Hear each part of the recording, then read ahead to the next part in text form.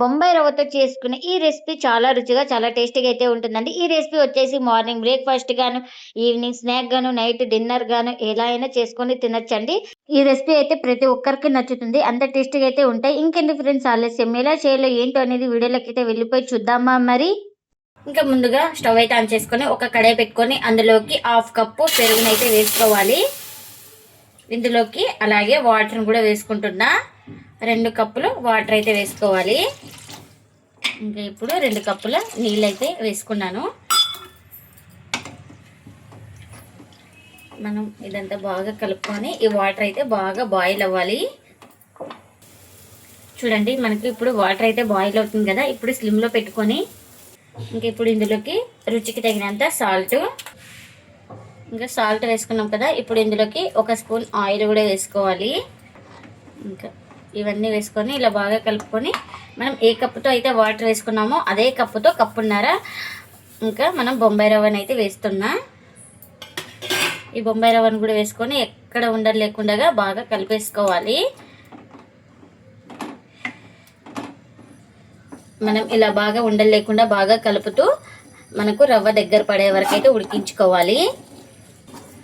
ఇంకా చూడండి, ఇలా కలుపుతూ రవ్వనైతే దగ్గర పడే వరకు అయితే ఉడికించుకున్నాను. ఇప్పుడైతే ఇది ఆల్మోస్ట్ మనకు ఉడికిపోయింది. ఇంకా స్టవ్ అయితే ఆఫ్ చేసుకొని చల్లారనివ్వాలి.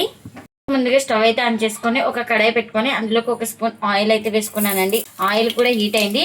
ఇప్పుడు ఇందులోకి జీలకర్ర ఆవాలు అయితే వేసుకోవాలి. ఇంకా అవి కాస్త ఫ్రై అయిన తర్వాత ఇలా చిన్నగా కట్ చేసుకున్న ఉల్లిపాయ ముక్కలు అయితే వేసుకోవాలి. ఇలా బాగా కలిపేసుకొని మనకు గోల్డెన్ కలర్ వచ్చే వరకు అయితే ఫ్రై చేసుకోవాలి ఈ ఆనియన్స్ని. చూడండి, ఇలా గోల్డెన్ కలర్ వచ్చిన తర్వాత ఇప్పుడు ఇందులోకి ఇలా తురుముకున్న క్యారెట్ అయితే వేసుకోవాలి. నేను ఇక్కడ ఒక పెద్ద సైజ్ క్యారెట్ అయితే తీసుకొని ఇలా తురుముకున్నాను. ఇంకా ఇప్పుడు ఇది కూడా బాగా మనకు మగ్గాలి. మనకి ఇలా క్యారెట్ మగ్గిన తర్వాత ఇప్పుడు ఇందులోకి రుచికి తగినంత సాల్ట్, అలాగే ఒక 1/2 టీ స్పూన్ దాకా కారం, ఇంక ఇప్పుడు ఇందులోకి ఒక 1/4 టీ స్పూన్ దాకా ధనియా పౌడర్, అలాగే ఒక 1/4 టీ స్పూన్ దాకా చాట్ మసాలా కూడా వేసుకోవాలి. ఇంకా ఈ మసాలాలన్నీ వేసుకొని బాగా కలుపుకొని పచ్చి వాసన పోయే వరకు అయితే ఫ్రై చేసుకోవాలి వీటిని. ఇంకా ఇప్పుడు మనకు అన్నీ ఆల్మోస్ట్ బాగా మగ్గిపోయినాయండి. ఇంకా ఇప్పుడు స్టవ్ అయితే ఆఫ్ చేసుకొని పూర్తిగా చల్లారనివ్వాలి. ఇంకా చల్లారిన తర్వాత అయితే ఒక ప్లేట్లోకి అయితే తీసుకున్నానండి. దీన్ని బాగా ఇలా స్మాష్ చేసుకోవాలి. ఇలా స్మాష్ చేసుకుంటే మనకు బాగా సాఫ్ట్గా అవుతుంది. చూడండి, ఇలా బాగా ప్రెస్ చేస్తూ బాగా స్మాష్ చేసుకోవాలి. ఇంకా మనం పిండి ముద్దలాగా వచ్చే వరకు అయితే బాగా కలుపుకోవాలి. ఇంక చూడండి, ఇలా మొత్తం చేసుకున్న తర్వాత మనకు ఏ సైజ్ కావాలో నచ్చిన సైజులో పిండి ముద్దను అయితే తీసుకోవచ్చండి. నేను ఇక్కడ ఈ సైజ్ అయితే తీసుకున్నాను. ఇంక ఇలా బాగా ఎక్కడ క్రాక్స్ లేకుండా రౌండ్గా బాల్ లాగా చేసుకోవాలి. చూడండి ఇలా. ఇంక ఇప్పుడు ఒక ప్లేట్లోకి అయితే తీసుకుంటున్నా. ఇంకెన్నైతే అన్నీ ఇలానే చేసుకోవాలి. ఇంకా ఇలా చేసుకున్నదాన్ని ఒక బాల్ అయితే తీసుకున్నాను. ఇలా బాల్ తీసుకొని ఇలా బాగా స్ప్రెస్ చేసుకోవాలి. చూడండి, ఇలా మనకు ఇలా లోతుగా ఉండాలి. మనం ఇందులో స్టఫింగ్ పెడుతున్నాం కాబట్టి ఇలా లోతుగా ఉండాలి. ఇంకా మనం ముందుగానే స్టఫింగ్ అయితే చేసుకున్నాం కదా. మనకు ఎంత కావాలో అంత స్టఫింగ్ అయితే దీంట్లోకి ఫిల్ చేసుకోవాలి. ఇలా ఫిల్ చేసుకొని చూడండి, ఇలా ఒక వేలుతో ప్రెస్ చేస్తూ బాగా ఎక్కడ బయట రాకోకుండా ఇలా రౌండ్గా చుట్టేసుకోవాలి. మళ్ళీ ఇక్కడ చూపిస్తున్నాం కదా, ఈ విధంగా చేసుకోవాలి. ఇంకా చూడండి, ఈ విధంగా అయితే చేసుకున్నాను. ఇలా చేసుకున్న దాన్ని ఒక ప్లేట్లోకి అయితే తీసుకుంటున్నా.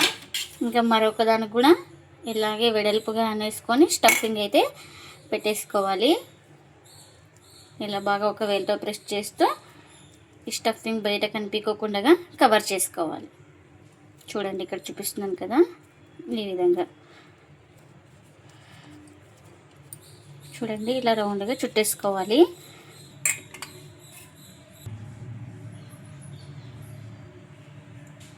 చూడండి, ఇంకా ఎన్ని అయితే అన్నీ ఇలానే చేసుకోవాలి. ఇలా చేసుకున్న వాటిని పక్కన పెట్టేసుకుందాం. ఇంకా నేను ఒక 2 స్పూన్ల దాకా మైదా అయితే తీసుకున్నాను ఒక బౌల్లో. ఇంకా అందులోకి కాస్త సాల్ట్ అయితే వేసుకుంటున్నా.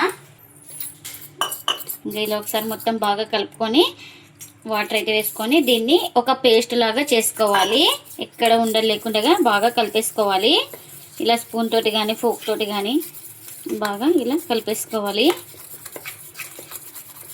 ఇంకా చూడండి ఈ విధంగా అయితే పేస్ట్ అయితే రెడీ చేసుకున్నాను కదా. చూడండి ఇలా మనం రెడీ చేసి పెట్టుకున్నాం కదా, ఈ బౌల్స్ని అయితే బాగా ఇలా డిప్ చేసుకోవాలి. ఈ పేస్ట్లోన ఇలా బాగా డిప్ చేసుకొని ఇప్పుడు దీన్ని ఇంకా నేను ఆయిల్ కూడా పెట్టేసుకున్నానండి. ఆయిల్ కూడా హీట్ అయింది. ఇలా డిప్ చేసుకున్న దాన్ని నిదానంగా ఆయిల్లోకి అయితే వేసుకోవాలి.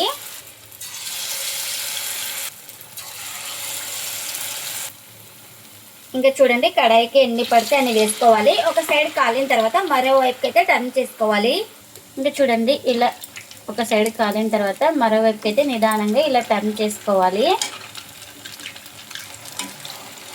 ఇంకా మనం వీటిని అటు ఇటు తిప్పుకుంటూ మంచి కలర్ వచ్చే వరకు అయితే ఫ్రై చేసుకోవాలి.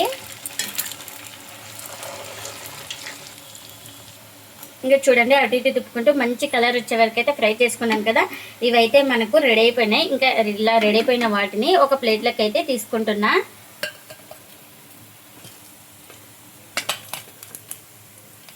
ఇన్నైతే అన్నీ ఇలానే చేసుకోవాలి.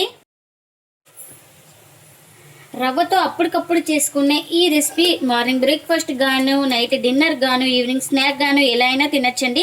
చాలా టేస్టీగా అయితే ఉంటాయి. ఇవి మనకు ఎప్పుడు కావాలంటే అప్పుడు ఈజీగా చేసుకోవచ్చు. మార్నింగ్ ఏ అడవిడి లేకుండా ఇలా ఇన్స్టెంట్గా బ్రేక్ఫాస్ట్ చేసుకుంటే చాలా టేస్టీ అయితే ఉంటుంది.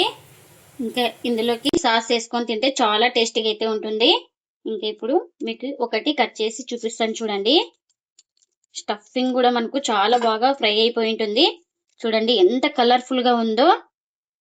రవ్వతో మీరు కూడా తప్పకుండా ఒకసారి ఇలా ట్రై చేసి మీకు ఎలా వచ్చిందో కామెంట్ అయితే చేయండి ఫ్రెండ్స్. ఇదండి ఇవాళ వీడియో. ఈ వీడియో కనుక నచ్చితే ప్లీజ్ లైక్ చేయండి, షేర్ చేయండి, కామెంట్ చేయండి. అలాగే లైక్ చేసి సపోర్ట్ చేయండి friends. Thanks for watching. Bye bye.